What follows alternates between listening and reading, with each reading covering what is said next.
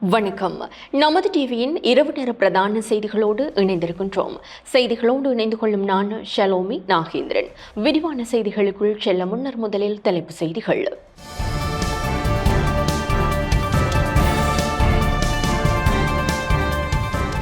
நாட்டில் சனத்தொகை சடுதியாக அதிகரிப்பு. பொருளாதாரத்தில் மீட்சி ஏற்பட்டுள்ளதாக மத்திய வங்கி அறிவிப்பு. மைத்திரியும் நாமலும் சிஐடியில் ஆஜர். கொழும்பு மாநகர சபை உள்ளிட்ட சில உள்ளூராட்சி நிறுவனங்களின் தேர்தல் நடவடிக்கைகளுக்கு இடைக்கால தடை உத்தரவு. ஒருநாள் சர்வதேச விமான நிலையமாக மாறியது அனுராதபுர விமானப்படை தளம். கடலூர் துறைமுகத்திலிருந்து இலங்கைக்கு கடல் வழி ஏற்றுமதி ஆரம்பம். இலங்கைக்கும் இந்தியாவுக்கும் இடையில் பாதுகாப்பு ஒத்துழைப்பு விரிவுபடுத்தப்பட வேண்டும் என தெரிவிப்பு. தொடர்வன உள்நாட்டு செய்திகள்.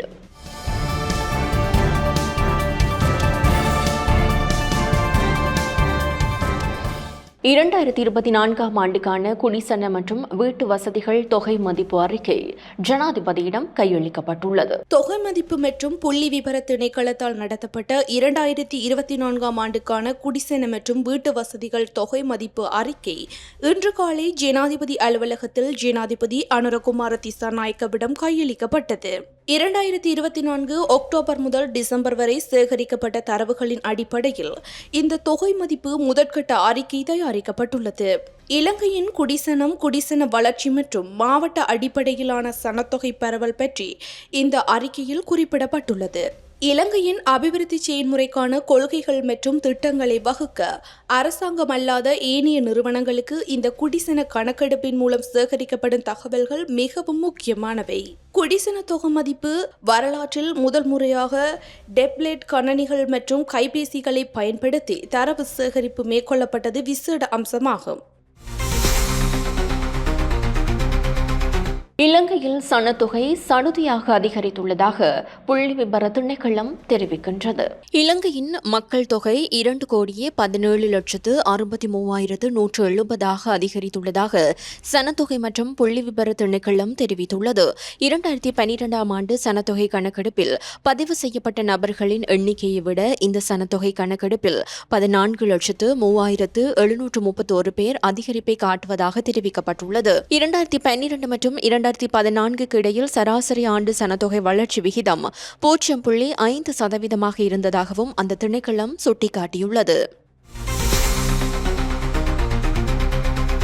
2024ஆம் ஆண்டுக்கான மத்திய வங்கியின் வருடாந்திர பொருளாதார ஆய்வு அறிக்கை ஜனாதிபதியிடம் கையளிக்கப்பட்டுள்ளது. இலங்கை மத்திய வங்கி அதன் முதன்மை வெளியீடான 2024ஆம் ஆண்டிற்கான வருடாந்த பொருளாதார மதிப்பாய்வு அறிக்கை நிதியமைச்சர் ஜனாதிபதி அனுரகுமார திசாநாயக்கவிடம் கையளித்தது. குறித்த அறிக்கையானது நாட்டின் மிக மோசமான பொருளாதார வீழ்ச்சிக்கு பிறகு இலங்கையின் பொருளாதார மீட்சியில் நிலையான முன்னேற்றத்தை எடுத்து காட்டுகிறது. மத்திய வங்கி ஆளுநர் நந்தலால் வீரசிங்க இன்று ஜனாதிபதி செயலகத்தில் ஜனாதிபதியிடம் அறிக்கையை உத்தியோகபூர்வமாக கையளித்தார். 2 ஆண்டுகளுக்கு முன்பு ஏற்பட்ட கடுமையான பொருளாதார நெருக்கடிக்கு பிறகு 2024ஆம் ஆண்டில் குறிப்பிடத்தக்க மீட்சிக்கான அறிகுறிகளை காட்டியுள்ள இலங்கை பொருளாதாரம் சவால்கள் இருந்தபோதிலும் பல கடன் நெருக்கடியில் சிக்கிய நாடுகளை விட வேகமான மீட்சிக்கான பாதையில் முன்னேறி செல்வதாக அறிக்கை சுட்டிக்காட்டியுள்ளது. முன்னாள் ஜனாதிபதி மைத்ரிபால சிறிசேன இன்று குற்ற புலனாய்வு திணைக்களத்தில் முன்னிலையானார். முன்னாள் ஜனாதிபதி மைத்ரிபால சிறிசேன குற்றப்புலனாய்வு திணைக்களத்தில் முன்னிலையாகியுள்ளார். அரசியல்வாதிகள் உட்பட பல நபர்களுக்கு ஜனாதிபதி நிதியத்திலிருந்து நிதி வழங்கியமை தொடர்பாக வாக்குமூலம் பெறுவதற்காக அவர் குற்றப்புலனாய்வு திணைக்களத்திற்கு அழைக்கப்பட்டுள்ளார். பாராளுமன்ற உறுப்பினர் சாமர சம்பத் தசநாயக்க ஏப்ரல் 21ஆம் தேதி வரை மீளவும் விளக்கமறியலில் வைக்கப்பட்டுள்ளார். பதுளை நீதவான் நீதிமன்றத்தில் ஆஜர்படுத்தப்பட்ட பாராளுமன்ற உறுப்பினர் சாமர சம்பத் தசநாயக்க ஏப்ரல் 21ஆம் தேதி வரை மீளவும் விளக்கமறியலில் வைக்கப்பட்டுள்ளார். 3 ஊழல் குற்றச்சாட்டு தொடர்பில் பதுளை மாவட்ட பாராளுமன்ற உறுப்பினர் சாமர சம்பத் தசநாயக்கவை தொடர்ந்தும் விளக்கமறியலில் வைக்குமாறு கொழும்பு பிரதம நீதவான் நீதிமன்றம் உத்தரவிட்டது. அரச வங்கியில் வைத்திருந்த நிலையான வைப்புத் தொகையை திரும்ப பெற்றதன் மூலம் அரசாங்கத்திற்கு 23 மில்லியன் ரூபாய் இழப்பை ஏற்படுத்தியதாக கூறப்படும் சம்பவம் தொடர்பில் பாராளுமன்ற உறுப்பினர் மீது குற்றம் சாட்டப்பட்டது. பாராளுமன்ற உறுப்பினர் நாமல் ராஜபக்ச இன்று குற்றப்புலனாய்வு திணைக்களத்தில் முன்னிலையாகி வாக்குமூலம் வழங்கியிருந்தார். இன்று காலை குற்றப்புலனாய்வு திணைக்களத்தில் முன்னிலையான பாராளுமன்ற உறுப்பினர் நாமல் ராஜபக்ச வாக்குமூலம் வழங்கிய பின்னர் இன்று மாலை அங்கிருந்து வெளியேறியிருந்தார். குற்றப்புலனாய்வு திணைக்களத்தினால் கைது செய்யப்பட்டு நீதிமன்றத்தில் ஆஜர்படுத்தப்பட்ட பின்னர் அண்மையில் பிணையில் விடுவிக்கப்பட்ட டெய்சி ஆட்சி என்று அழைக்கப்படும் டெய்சி ஃபாரஸ்ட் தொடர்பாக வாக்குமூலம் வழங்குவதற்காக நாமல் ராஜபக்ச குற்றப்புலனாய்வு திணைக்களத்தில் முன்னிலையாகியிருந்தார். கொழும்பு மாநகர சபை உள்ளிட்ட பல உள்ளூராட்சி நிறுவனங்களுக்கு உயர் நீதிமன்றம் தடை உத்தரவு பிறப்பித்துள்ளது. கொழும்பு மாநகர சபை உள்ளிட்ட பல உள்ளூராட்சி நிறுவனங்களில் உள்ளூராட்சி தேர்தல்களை நடத்துவது தொடர்பாக அடுத்த கட்ட நடவடிக்கைகள் எடுப்பதை தடுக்கும் வகையில் மேன்முறையீட்டு நீதிமன்றம் இந்த இடைக்கால தடை உத்தரவை பிறப்பித்துள்ளது.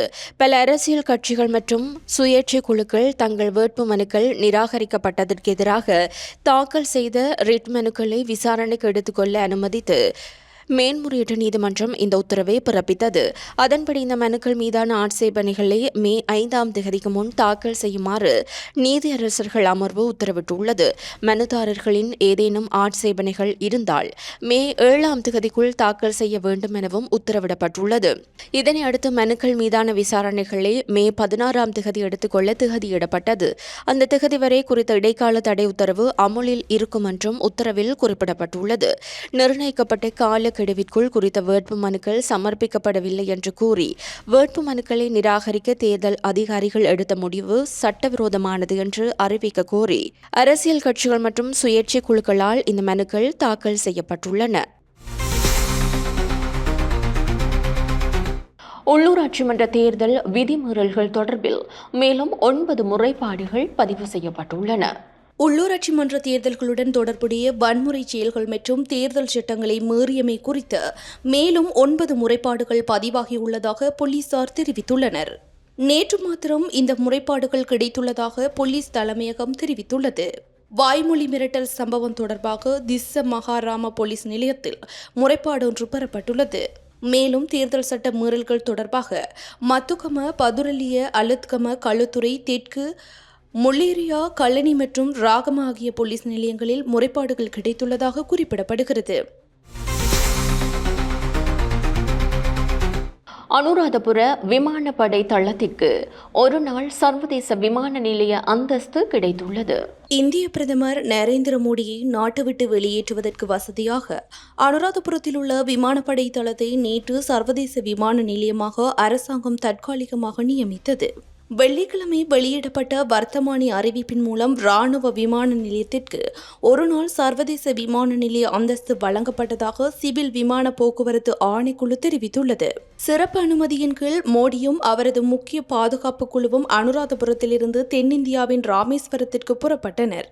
இலங்கை விமான போக்குவரத்து விதிமுறைகளின் கீழ் உள்நாட்டு விமான நிலையங்களிலிருந்து வெளிநாட்டு இடங்களுக்கு விமானங்கள் புறப்பட முடியாது. கடலூர் துறைமுகத்திலிருந்து கடல் வழியாக இலங்கைக்கு பொருட்களை ஏற்றுமதி செய்வதற்கான ஏற்பாடுகள் முன்னெடுக்கப்பட்டு வருகின்றன. எதிர்வரும் 10ஆம் தேதி முதல் கடலூர் துறைமுகத்திலிருந்து கடல் வழியாக இலங்கைக்கு பொருட்கள் ஏற்றுமதி செய்வதற்கான ஏற்பாடுகள் முன்னெடுக்கப்பட்டு வருகின்றன. கடலூர் துறைமுகத்தில் இருந்து இரும்புத்தாது உள்ளிட்ட பொருட்கள் ஏற்றுமதியும் யூரியா, DAP போன்ற பொருட்கள் இறக்குமதியும் நடந்துள்ளன. எனினும் 2002ஆம் ஆண்டுக்கு பின்னர் கப்பல் போக்குவரத்து நிறுத்தப்பட்டது. பின் சாகர் மாலா திட்டத்தில் இத்துறைமுகம் மேம்படுத்தப்பட்டு ஏற்றுமதி இறக்குமதிக்கு தயார் நிலையில் உள்ளது. அதன்படி இலங்கைக்கு கட்டுமான பொருட்கள், சீமெந்து, வெங்காயம், துணி வகைகள் மற்றும் இதர பொருட்கள் ஏற்றுமதி செய்யப்பட உள்ளன. குறிப்பாக பாம்பன் பாலம் திறக்கப்பட்டுள்ளதால் எதிர்வரும் 10ஆம் தேதி வெங்காயம் ஏற்றுமதி ஆரம்பிக்கப்படலாம் என தெரிவிக்கப்படுகிறது. சரக்கு போக்குவரத்து ஆரம்பிக்கப்பட்டுள்ள நிலையில் கடலூர் துறைமுகத்தில் சிறிய அளவிலான பாய்மர கப்பல்கள், மிதவைகள் கையாள்வதற்கு தேவையான அடிப்படை கட்டமைப்புகளுடன் சுங்கம், குடிவரவு, குடியகழ்வு, சுகாதாரத்துறை ஆகிய பிரிவுகள் தயார்படுத்தப்பட்டுள்ளன. இலங்கையும் இந்தியாவும் பாதுகாப்பு ஒத்துழைப்பை தொடர்ந்தும் விரிவுபடுத்த வேண்டும் என பாதுகாப்பு பிரதி அமைச்சர் அருணா ஜெயசேகர தெரிவித்துள்ளார். கடல்சார் பாதுகாப்பு சவால்கள், போதைப்பொருள் கடத்தல், நாடு கடந்த குற்றங்கள் மற்றும் காலநிலை மாற்றம் போன்ற வளர்ந்து வரும் அச்சுறுத்தல்களை நிவர்த்தி செய்வதில் இலங்கையும் இந்தியாவும் பாதுகாப்பு ஒத்துழைப்பை தொடர்ந்து விரிவுபடுத்த வேண்டும் என பாதுகாப்பு பிரதி அமைச்சர் அருணா ஜெயசேகர தெரிவித்தார். கொழும்பு துறைமுகத்தில் இந்திய கடற்படை கப்பலான சக்யாத்ரிக்கு விஜயம் செய்தபோது பிரதி அமைச்சர் இதனை கூறினார். இதன்போது 21ஆம் நூற்றாண்டின் சவால்களை எதிர்கொள்ள இந்தியாவுடன் நெருக்கமாக பணியாற்றுவதன் முக்கியத்துவத்தை பாதுகாப்பு பிரதி அமைச்சர் வலியுறுத்தினார். அத்துடன் இந்திய பெருங்கடல் உலகளாவிய வர்த்தகத்திற்கான ஒரு மூலோபாய உயிர்நாடியாக உள்ளதாகவும் இது பாதுகாப்பு அச்சுறுத்தல்களை எதிர்த்து போராட கூட்டு முயற்சிகள் அவசியமாகிறது எனவும் பிரதி அமைச்சர் குறிப்பிட்டார். பாராளுமன்ற உறுப்பினர் பதவி வெற்றிடம் தொடர்பாக பாராளுமன்றத்தால் தேர்தல் ஆணைக்குழுவுக்கு அறிவிக்கப்பட்டுள்ளது. தேசிய மக்கள் சக்தியின் பாராளுமன்ற உறுப்பினர் கோசலனுவான் ஜெயவீரனின் திடீர் மரணத்தால் ஒரு பாராளுமன்ற உறுப்பினர் பதவி வெற்றிடமாகியுள்ளதாக பாராளுமன்றத்தால் தேர்தல் ஆணைக்குழுவிற்கு அறிவிக்கப்பட்டுள்ளது. கோசலனுவான் நேற்று திடீர் மாரடைப்பு காரணமாக தமது 38 வயதில் காலமானார். மின்னல் தாக்கம் தொடர்பில் வளிமண்டலவியல் திணைக்களம் எச்சரிக்கை விடுத்துள்ளது. மின்னல் தாக்கம் தொடர்பில் வளிமண்டலவியல் திணைக்களம் முன்னெச்சரிக்கை அறிவிப்பை விடுத்துள்ளது. இன்று பிற்பகல் 2 மணிக்கு வெளியிடப்பட்ட இந்த அறிவிப்பு இன்றிரவு 11 மணி வரை அமுலில் இருக்கும் என திணைக்களம் குறிப்பிட்டுள்ளது.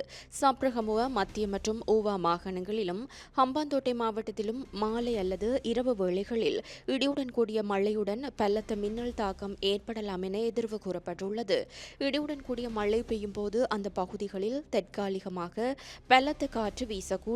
எனவே மின்னலினால் ஏற்படும் அபாயங்களை குறைப்பதற்கு தேவையான நடவடிக்கைகளை எடுக்குமாறு வளிமண்டலவியல் திணைக்களம் பொதுமக்களை அறிவுறுத்தியுள்ளது.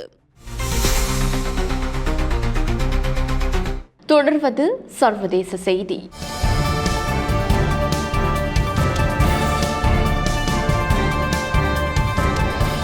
அமெரிக்காவின் வரி திருத்தம் காரணமாக ஆசிய பங்குச்சந்தைகள் இன்றும் வீழ்ச்சியை பதிவு செய்துள்ளன. ஜப்பானின் நிக்கி சுட்டன் 225 புள்ளிகள் சரிந்து 6.3% வீழ்ச்சியை பதிவு செய்துள்ளது. ஹாங்காங்கின் பங்குச்சந்தை ஹாங்செங் 9.8% வீழ்ச்சியை பதிவு செய்துள்ளது.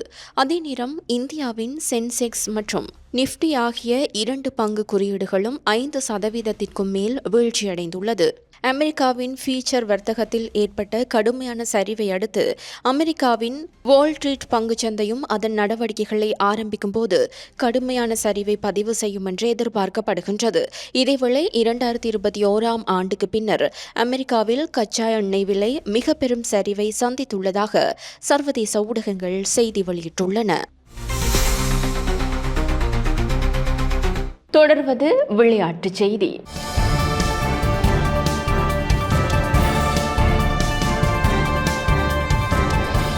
இந்தியன் பிரீமியர் லீக் கிரிக்கெட் தொடரின் 20வது போட்டி இன்று நடைபெறுகின்றது. இந்த போட்டியில் மும்பை இந்தியன்ஸ் மற்றும் பெங்களூரு ராயல் சேலஞ்சர்ஸ் ஆகிய அணிகள் மோதுகின்றன. இன்றிரவு 7:30 அளவில் மும்பை வான்கடே மைதானத்தில் குறித்த போட்டி ஆரம்பமானது. 5 முறை சாம்பியனான மும்பை இந்தியன்ஸ் அணி இதுவரை 4 போட்டிகளில் விளையாடி 1 வெற்றியும் 3 தோல்வியையும் சந்தித்துள்ளது. அத்துடன் பெங்களூரு அணி மும்பையை அதன் சொந்த மண்ணில் வீழ்த்தி 10 ஆண்டுகள் கடந்துவிட்டதுடன் இந்த மைதானத்தில் மும்பைக்கு எதிரான 11 போட்டிகளில் விளையாடி 3 வெற்றியும் 8 தோல்வியையும் சந்தித்துள்ளமை குறிப்பிடத்தக்கது. இத்துடன் நமது டிவியின் அனைத்து பிரதான செய்திகளும் நிறைவு பெறுகின்றன. எமது அடுத்த பிரதான செய்திகளை நாளை எதிர்பாருங்கள். மேலதிக செய்திகளை அறிந்து கொள்ள நமது LK.com எனும் எமது இணையதளத்திற்குள் பிரவேசியுங்கள். வணக்கம்.